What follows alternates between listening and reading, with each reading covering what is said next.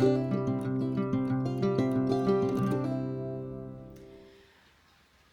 decision that you will have to make in the hospital, and I am so very sorry that you will have to make this decision, but it is in regards to burial and autopsy. I hate the way this is handled. When we had to deal with this, somebody came in our room at 3 o'clock in the morning and almost wanted us to make a decision right there while my son was in the room. So if you're here, if you're in the hospital and you're wondering, okay, how do I make these decisions? Here's kind of what your options are, what that looks like. The best way to make that decision is to just talk to your significant other and talk it through, as painful and as awful as it is. So the main decision that you will need to make before you leave the hospital is whether or not you will have an autopsy and which mortuary your child will go to. That is not a decision that any parent should have to make. In regards to an autopsy, a good way of making the decision of whether or not to is to simply talk to your doctor and ask what they could discover and what they would be looking for. In my case, there didn't appear to be anything wrong with Henry, so we chose not to do an autopsy. It turned out that there was something wrong with my placenta. In your case, it may be different. There may be indicators that something was genetic or something, had happened to your child, and you may need those answers for future pregnancies. There is no right or wrong here. Whether you do an autopsy or you don't, there is no right or wrong. All of these decisions, are shitty. They are awful decisions that no parent should have to make. So just when you're trying to make the right decision, know that there is no such thing and have freedom in that. Just make the decision and keep taking every step forward. When it comes to choosing a mortuary, we honestly chose the one that was closest to our house. And they were wonderful. They were so caring and kind, and they took their time with us, because every time we would get on the phone, we would just both break down. We weren't able to speak to them. When it comes to burial, I don't know how to say that word, and whether your child will be cremated, you may have cultural or religious reasons for what you choose to do. We chose to cremate our son, and we were originally going to scatter his ashes, but now that he's home, it feels much better to have him with us. This is entirely personal, and again, there is no right or wrong. This is a decision that you will have to make, but you do not have to make it before you leave the hospital. When you're in the hospital, the two decisions you have to make are whether or not you'll have an autopsy and which mortuary you choose, because they need to know how to move forward. And it's awful that you can't just be processing things and be spending the time in the hospital beginning to mourn. Unfortunately, these decisions have to be made, and in my case, they had to be made really quickly, and I hated that. And I'm so sorry that you're in this situation and that you have to make those decisions. Saying goodbye. I have no advice. There's no right time. There's no right way. There will never have been enough time. There will never have been enough pictures. There will never have been enough moments. I'm so sorry. Next, we'll talk about going home. I had my C-section at 11:30 on a Wednesday, and I went home at 11:30 p.m. on a Wednesday, and I went home at 7:30 p.m. the next day, which is unheard of. But I had to get the F out of Dodge because it was awful. My nurses and the staff were wonderful. It wasn't a knock on them. It was just being in that place, and the situation we were in was just awful, as you well know. So I knew that I needed to go home, and I knew I just had to get out of labor and delivery. If you are at the hospital right now and you are in labor and delivery and you need to get out, ask them to move you to a different room. Ask them to move you to a completely different wing of the hospital if they can. There is no demand or no ask that you can make that is too demanding. Right now you are in a horrific circumstance, and you have every right and every reason to ask for what may seem like too much. So ask if you can go home when you're ready, or ask to be moved to another room.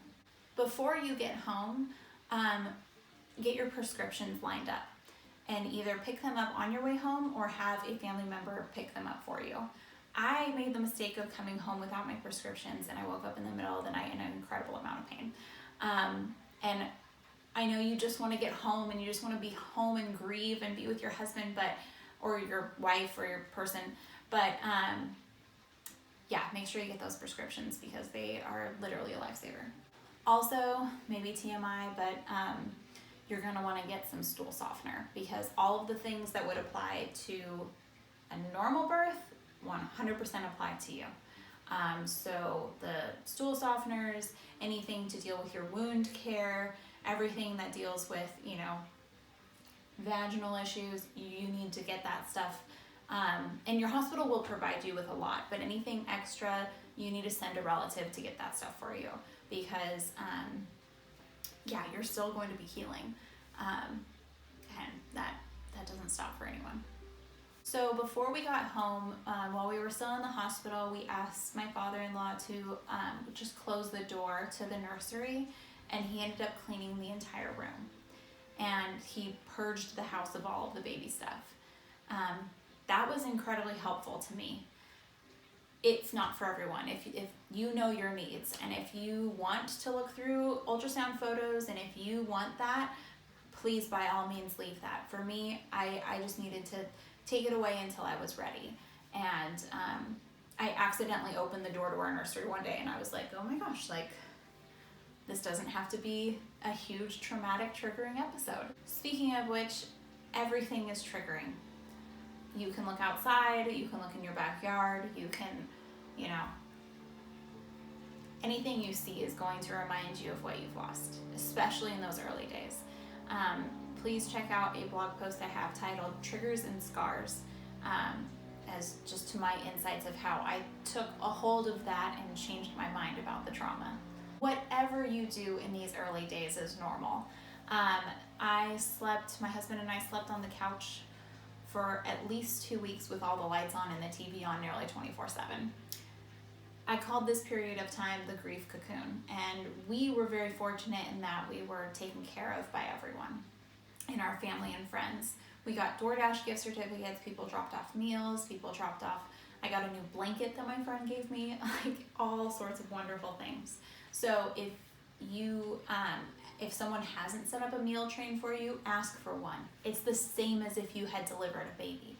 You are not going to be able to have the mental capacity to meal plan right now. So ask for people to bring you meals, or at least get you a DoorDash gift certificate. If someone says, let me know what I can do to help, say, I would love dinner sometime. That means the world. I don't think I cooked for 2 months. We lived off of DoorDash, and if I hadn't gained weight in my pregnancy, I sure as hell did after it. When asking for help, ask for anything. Ask for dishes, laundry, someone to mow your lawn. People want to help you right now. They know you're going through hell, and if you need help with something, do it. I didn't clean my house for a long time, and it looked like a dumpster fire, and I honestly couldn't care less. And then when I was mentally ready to clean my house, I cleaned my house. So anything that you do is okay. Okay, let's talk about your boobs. So your milk is going to come in, and this part sucks big time, because this might have been something you were even looking forward to. In my case, it was. I was looking forward to breastfeeding my child, and instead my milk came in and I had to get rid of it. You have two options. You can donate your milk. There's definitely organizations and places that you can donate your milk to. A lot of women find that to be a healing thing, because it's them kind of taking something that's bad and making good out of it. I didn't find out about that until later, and I also was already in sort of the path of getting my milk to dry up. And it was also just frankly too hard for me. I was in so much pain, and I couldn't stand to deal with one more thing. When it comes to getting your milk to dry up, So first off, I'm not like a homeopathic person. Like I like essential oils because they smell nice, but I'm not a believer in a lot of it, except for clary sage. Okay, take about 5 drops of clary sage and put it in olive oil or coconut oil or almond oil, whatever you can have on your skin. I'm allergic to coconut oil, so I had to do olive oil. And you're gonna rub that mixture on your chest. I did that about 3 or 4 times a day for 2 days, and my milk dried up like that. It works, and it is a lifesaver because you're in so much emotional pain and mental pain, and you're healing from a delivery. The last thing you need is for your boobs to hurt too. The other thing is that cabbage leaves are going to be your best friend. My mom went to the store and I told her I need cabbage leaves and I need granny panties. And she brought them both to me and they were both wonderful. So what you're gonna do with the cabbage leaves is put them in the fridge, and then once they're nice and cold, you just rip off a few, put them on there, you're good to go. Moving forward. So the beginning stages are very tender. Like I said, it's that grief cocoon. Try to take as much time as you can in this tender moment. I was very fortunate in that I don't really have a real job, and my husband was able to take a good amount of time off. So we were able to just spend so much time together, and we cried all the time. But we were also able to become very intimate and close to each other in a whole different way. So enjoy that new type of intimacy, and spend as much time as you can and as much time as you need. Take time off if that's what you need. You need to care about your mental health right now. That's the most important thing. So speaking of intimacy, when it comes to having sex, it can be both emotionally and physically painful after delivery and after the trauma. So just like how you did the first time, go real slow, talk about it, and make the adjustments that are necessary to make sure that you are healthy in your sexual relationship with your partner. Keep the lines of communication open when it comes to sexual intimacy. That's just something that you want to have a good conversation about if it's really triggering and harmful to you. And above all, have fun. Do not allow guilt and shame to come into this aspect of your relationship. It has no place here. You deserve to have fun, and you're allowed to enjoy moments with your husband, and you're allowed to laugh, and you're allowed to smile, and you're gonna do that, and you're gonna feel like you're this terrible person because who are you to laugh and smile when your baby's dead? I have that thought daily, and you just gotta kick it to the curb because that's not the truth. Like, you are allowed to laugh, you're allowed to have fun, and you're allowed to have good sex. And when it comes to guilt and shame, it's so much better to talk about it and to get it out in the open, because it has no place to hide. And unfortunately, with this type of loss, I've talked to so many moms who say that guilt has been something that they've dealt with, and so don't let it in. Just say no to it as soon as it pops into your head and speak it out loud. Tell your partner, tell your mom, tell your best friend, I'm struggling with feeling guilty because of X, Y, and Z. And they're most likely gonna look at you and say, well, you shouldn't feel guilty about that because you are a good mom. At least I would hope that that's what they're gonna say. So if they're not gonna say that to you, I will say it to you. You should not feel guilty because you are a good mom. Get help. Whether it's therapy, a support group, or just the support of your family and friends, I cannot stress this more. Ask for help. I am forming a resource page on my blog that just goes through all the different resources that are available. There's support group organizations that are really wonderful. We started going to a support group on Zoom, so we're going to a support group, and it's just with other parents who have gone through this, and it's just so nice to know that we are not alone and to hear the different strategies and things that have worked for others. So there are 3 different ways of processing grief. There's talking, feeling, and doing. And I have learned that I am a talker. as you can see here, I am talking very much to you. My husband is a feeler, and if you are a talker, do not try to push yourself to feel. And if you are a feeler, do not push yourself to talk or to do, and so on and so forth. You need to be whatever feels right for you in your grief and find avenues for that. This is why I'm doing this. I'm finding an avenue for myself to talk through my grief.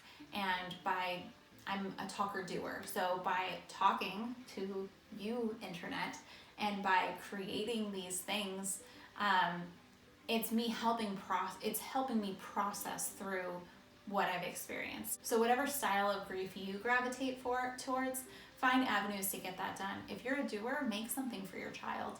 If you're a feeler, create a playlist that you can put on that'll help you kind of feel those feelings and get them out.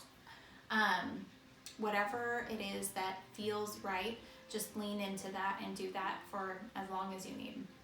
Finally, know that you are very loved and that you are very strong. You do not deserve this, and this should not have happened to you. But you are so strong, you're walking through it, you're finding help, and you need to give yourself grace, and you need to give yourself a pat on the back and tell yourself that you are a good parent, because you are.